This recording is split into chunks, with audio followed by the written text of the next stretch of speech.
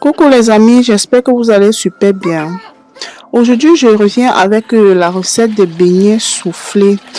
C'était la première fois que je l'essaie et puis j'ai vraiment réussi à 100%. Donc, si tu n'es pas encore abonné, fais-le maintenant pour ne pas manquer mes prochaines recettes.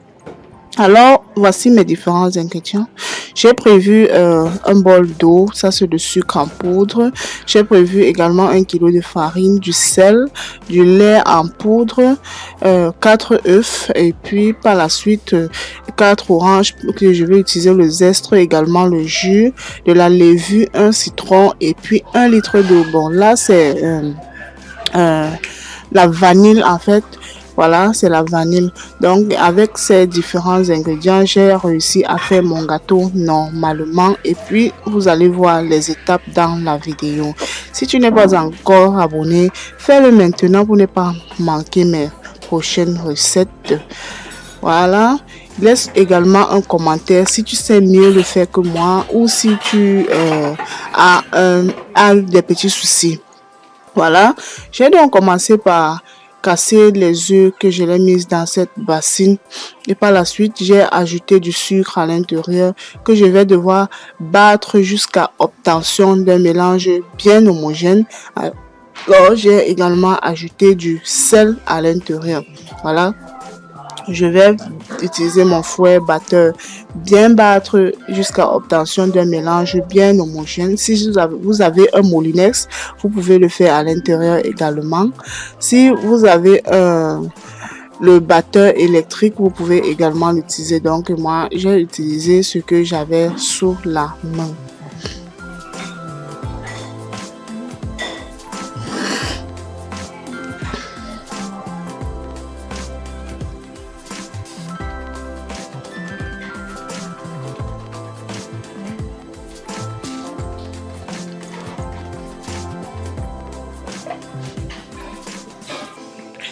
Alors les amis, vous voyez à présent que notre mélange essaie déjà d'être bien lourd. Donc on va bien tourner jusqu'à ce que le mélange sera bien homogène comme ceci. Le sucre va bien détacher à l'intérieur. Voilà. Par la suite, je vais procéder par râper le zeste du citron comme vous voyez là, l'orange autant pour moi. Comme vous voyez là, je vais râper tous les zestes de mes oranges pour rajouter à l'intérieur une fois que le moment sera arrivé.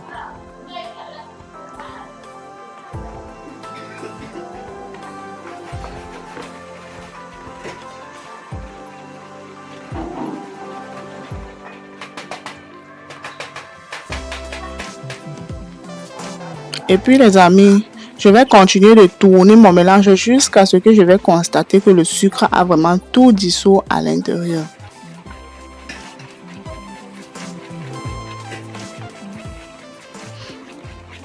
Les amis, il faut vraiment tourner avec toute sa dernière énergie. Voilà, à présent que j'ai déjà bien tourné ce mélange, je vais devoir masser maintenant le jus de citron d'orange autant pour moi pour obtenir une bonne quantité. Voilà, comme ces oranges étaient des oranges de la saison sèche, voilà pourquoi le jus ne coule vraiment pas assez. Donc, j'ai dû masser les jus des 4 oranges pour y ajouter à l'intérieur. Voilà, je vais devoir mettre comme ceci. Lorsque le moment de mettre à l'intérieur de la pâte va arriver, je vais tamiser. Voilà, je reviens à présent dans le mélange. Je continue encore de tourner. Et puis maintenant, je vais mélanger le lait en poudre avec de l'eau. Donc, voilà, je rajoute de l'eau à l'intérieur. Elle ne doit pas être trop liquide.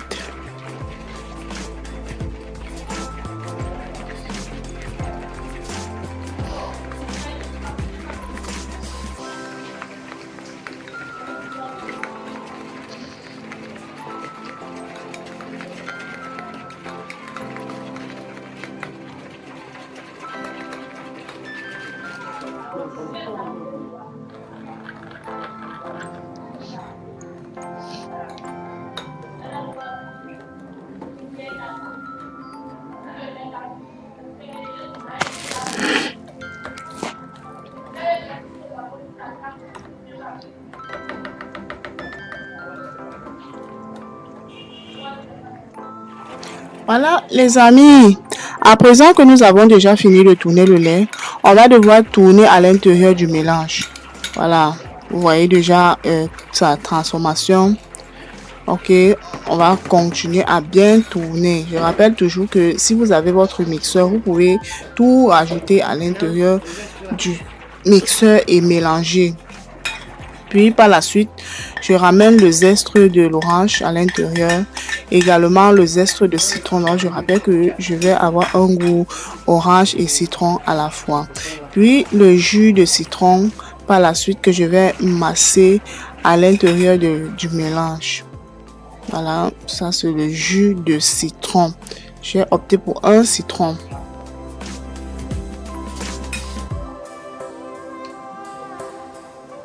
Vous pouvez ajouter ce que vous avez sous la main. Si vous avez juste du citron, vous pouvez ajouter. Si vous avez juste de l'orange, vous pouvez ajouter. Bon, j'ai mis les deux puisque j'avais ça à la maison. Et puis, je rajoute par la suite le jus de l'orange. Voilà. Donc, je vais déjà approcher ma vanille que je vais mesurer dans ce bouchon. Juste un bouchon et demi. Je rappelle que si vous utilisez cette vanille, vous mettez beaucoup, votre pâte sera amère. Donc, vous allez ajouter juste une petite quantité puisqu'elle est vraiment très forte.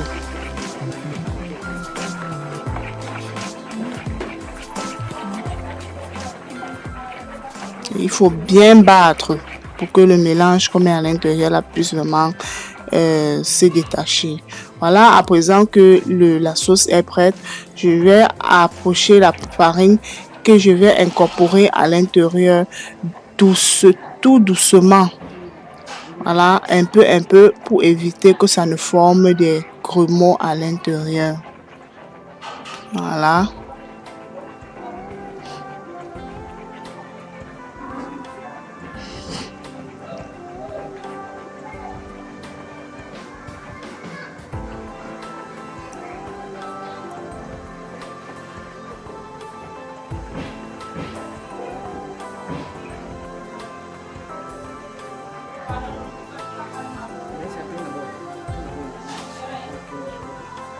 Les amis, vous pouvez mettre la farine à votre convenance. Si vous voulez que la pâte soit dure, vous pouvez mettre beaucoup de farine au fur et à mesure que vous voyez selon votre convenance. Donc moi, je n'aime pas quand c'est souvent très mou. Voilà pourquoi j'ai mélangé, j'ai dû ajouter. Voilà, je vais rajouter toute cette farine à l'intérieur parce que je n'aime pas quand c'est très souple. Mais si vous aimez quand c'est vraiment très souple, vous pouvez déjà laisser au premier niveau comme je l'avais laissé à un premier temps là.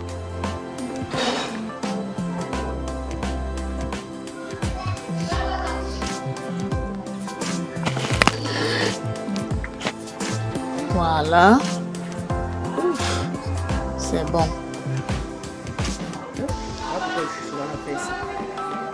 Donc, j'ai remarqué que la farine ne restait vraiment rien de bon. Et puis, voilà la raison pour laquelle j'ai dû ajouter à l'intérieur. Puisque si je laisse là, je vais devoir jeter. Donc, c'était mieux que je tourne tout à l'intérieur pour éviter les pertes.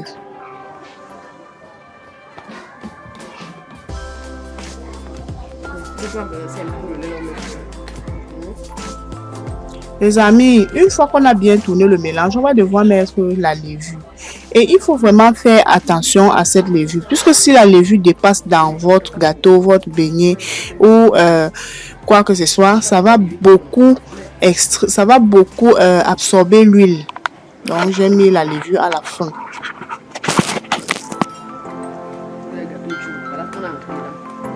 C'était le soupe là, non? C'est que tu voyais comment ça monte déjà. Ça là, c'est un peu dur.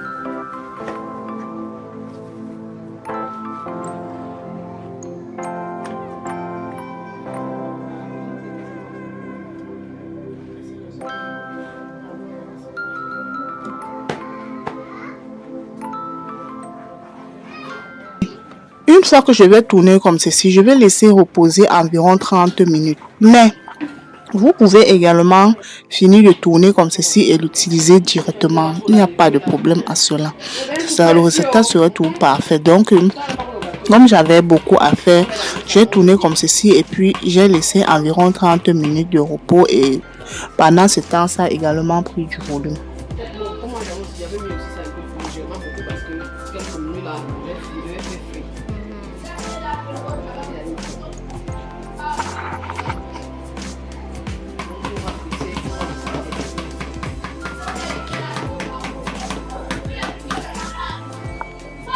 Voilà, donc vous-même vous remarquez qu'ici là ça a un peu pris du volume, ça c'était 30 minutes après. Voilà, dans une poêle comme ceci, je vais rajouter 1 litre d'huile, laisser juste quelques minutes. Donc on ne doit pas chauffer l'huile en fait. Lorsque l'huile sera tiède, donc j'ai mis le feu, j'ai vraiment baissé le feu est au dernier niveau. Voilà. Lorsque je vais remarquer que les bords de la poêle chauffent légèrement, je vais à présent essayer pour voir si ça chauffe déjà au fond.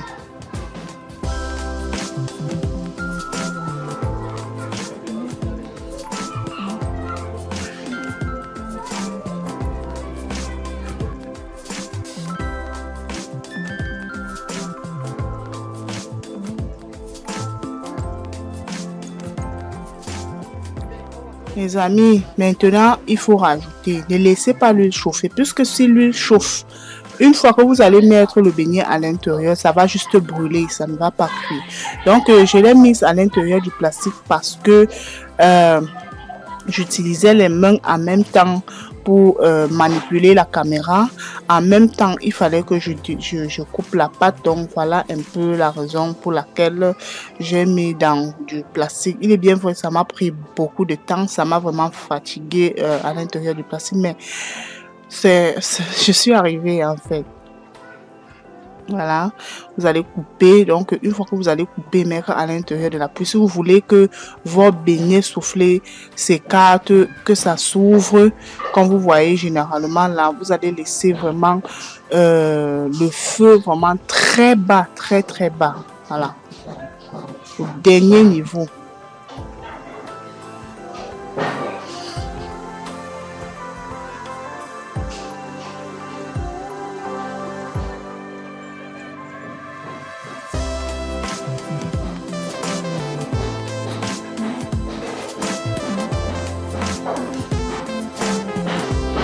D'accord. Donc, on va laisser et remarquer ensemble, voir comment ça évolue. On va voir comment ça évolue tout doucement. Voilà. Une fois que ça arrive déjà à ce niveau, vous pouvez rajouter le feu. Vous pouvez augmenter déjà le feu au fond. D'accord. Vous remarquez vous-même que ça mijote déjà.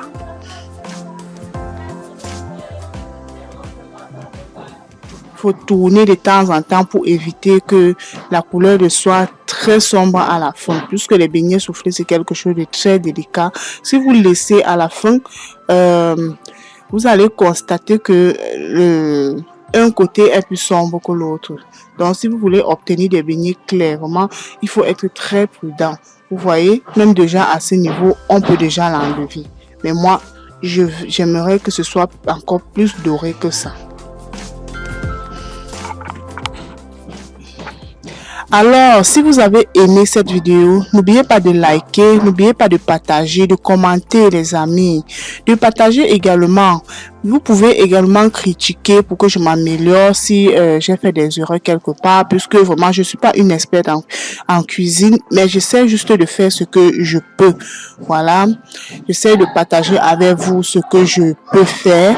Donc, vos critiques, vraiment, je l'attends. Je peux passer par vos critiques vraiment pour m'améliorer. Et également, si ça vous plaît, n'oubliez pas de me laisser un pouce like, de vous abonner si vous n'êtes pas encore. Et je remercie également tous les abonnés qui s'abonnent ces derniers jours. Vraiment, la chaîne ne cesse de croître, ça grandit tous les jours. Il y a de nouveaux abonnés. Vraiment, merci, vraiment merci beaucoup. Vous êtes au bon endroit.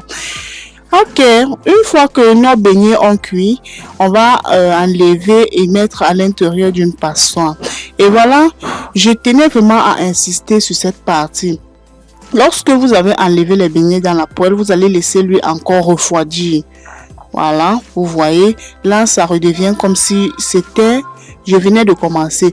Puisque si vous ne laissez pas l'huile refroidir, vous allez vraiment gâter le dernier tour de vos beignets. Parce que ça ne va pas cuire jusqu'à l'intérieur, ça va juste briser le dessus. Donc, comme vous remarquez là, j'ai éteint le feu. J'ai laissé encore quelques minutes avant de commencer à découper la pâte pour jeter à l'intérieur. Et une fois que je vais découper la pâte et jeter à l'intérieur, je vais devoir encore attendre avant de mettre le feu au fond. Et une fois que je vais mettre le feu ne sera pas fort. Je vais mettre un petit feu au fond. Voilà.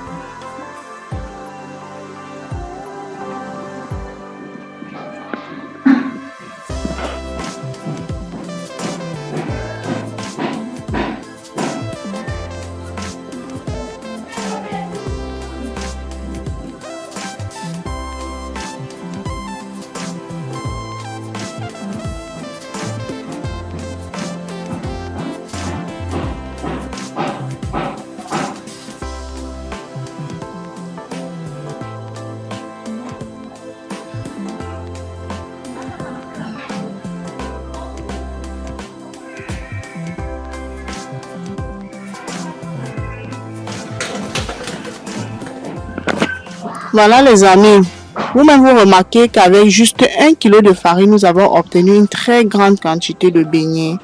Voilà, oh là là, ok. Voilà ce dernier tour que nous allons continuer à laisser griller sur le feu et à très petit feu toujours. Une fois que c'est prêt, nous allons retirer et la réserver également. Oh les amis, je dis que franchement, j'ai aimé ce beignet, malgré que c'était pour ma toute première fois de l'essayer. Vraiment, c'était vraiment très délicieux. Franchement, je l'ai réussi à 100%. Donc, j'ai beaucoup douté depuis fort longtemps d'essayer cette recette, mais à la fin, je me suis décidée, je l'ai essayé. Vraiment, c'était parfait.